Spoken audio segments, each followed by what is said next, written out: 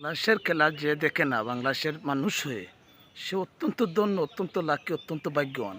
কারণ বাংলাদেশ যে খেলতে যায় শুধুমাত্র টাইম পাস করার জন্য, সেটা প্রমাণ আজও দিল।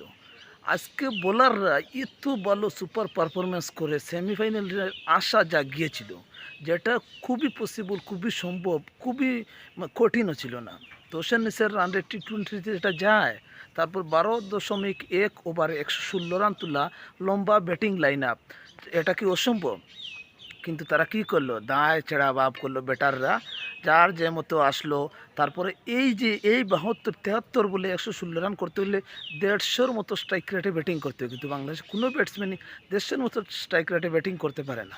তানজিদ আহমেদ তামিম 4 ম্যাচ খেলে 3 ম্যাচ শূন্য। ওরা কেন তোলা হয়? মনে হয় না তুলেই ভালো। ও বলে লেন্থ বুঝে না, ও শর্ট মারবে, বাউন্ডারিতে গিয়ে আটকা পড়বে, তারপর আউট হয়ে যাবে, নো প্রবলেম, কোনো সমস্যা নাই। লিটন দাস মোটামুটি অ্যাগ্রেসিভ ছিল প্রথম দিকে, তারপরে যখন শান্ত আসলো, বাউন্ডারি লাইন আউট হয়েছে, কোনো সমস্যা নাই, আউট হয়ে গেছে, কোনো সমস্যা নাই, তাকে দোষারও কিছু নাই। তারপরে হচ্ছে সাকিবও মানে এই যে ক্ষুধা ছিল, যে তার কিন্তু ক্ষুধা ছিল, মানে ম্যাচ হার সমস্যা নাই বাংলাদেশ, কিন্তু যে তার ক্ষুধা থাকতে হবে সেমিফাইনালে যাওয়ার জন্য, যে ক্ষুধাটা দরকার এটা থাকা উচিত, সেটা সাকিবের কিন্তু ছিল।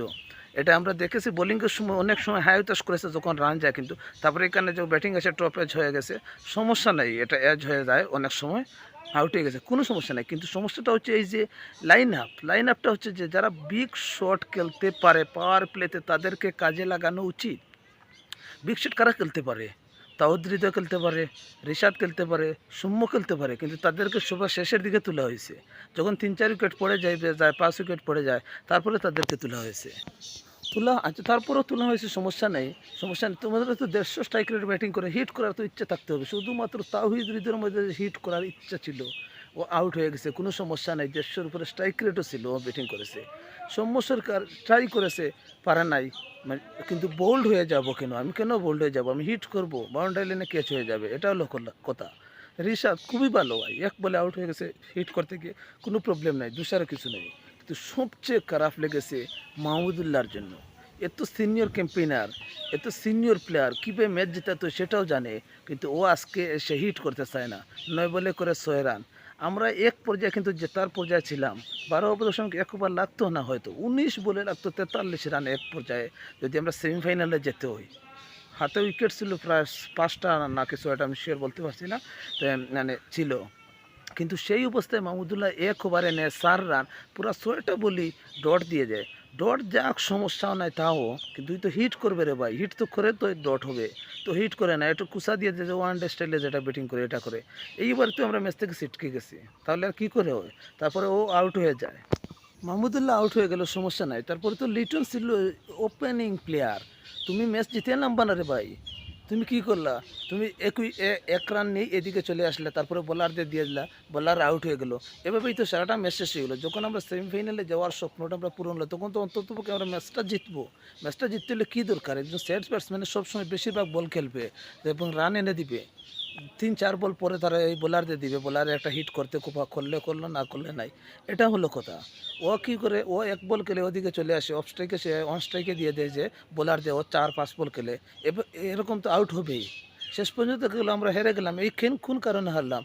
যে লিটন তুমি 50 করছো, কী হয়েছে রে ভাই? এই 50-র কোনো মানে আছে? দলটা অন্তত জিতাতে পারলে বোঝা যেত যে একজন ব্যাটসম্যান দলের দায়িত্ব নিয়ে অন্তত ম্যাচটাকে জিতিয়ে ফেলে হয়েছে।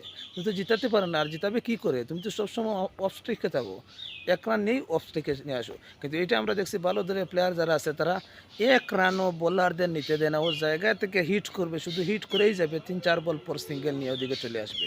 এটা হচ্ছে তো খেলা। এই জন্য এগ্রেসিভ মাইন্ড নাই যে তোমাদের জেতার মধ্যে। তোমরা কেন জাতীয় দলের ভাই? তোমরা জাতীয় দলে তো তোমরা থেকে মানুষদেরকে কষ্ট দাও, আর এখন কি তোমরা এই যে আসো, শান্ত এসে বলতেছো যে আমি দেশের মানুষের কথা রাখতে পারি নাই, আমি আমি সরি। তোমরা তো মূলে থেকেই বলে দিছো রে ভাই, মূলে থেকেই তো বলে দিছো যে আমরা সুপার এইট উঠতে পারলেই যথেষ্ট, আমরা তারপরে 1-2 ম্যাচ জিতলে আমাদের জন্য বোনাস। তো সেই মন মানসিকতা যদি হয়, তাহলে তো আগে থেকেই তোমরা খেলা বাদ দিয়ে দিতে রে ভাই। কেন এসব? সেমিফাইনালের কত সুবর্ণ সুযোগ ছিল, সেই সুবর্ণ সুযোগ তোমরা কাজে লাগাতেই চাওনি। তোমরা পারোনি সেটা বড় কথা নয়, তোমরা চাওনি, কেন চাওনি সেই প্রশ্নের উত্তর সারা বাংলাদেশের মানুষের। এটা অত্যন্ত দুঃখজনক যে যে খেলা দেখেছো মানুষের অনেক টাকা শ্রম সময় নষ্ট করে, মানুষের আবেগ নিয়ে খেলা করো তোমরা, আর মাসে লাখ লাখ টাকা বেতন নিয়ে নাও, এসব কি?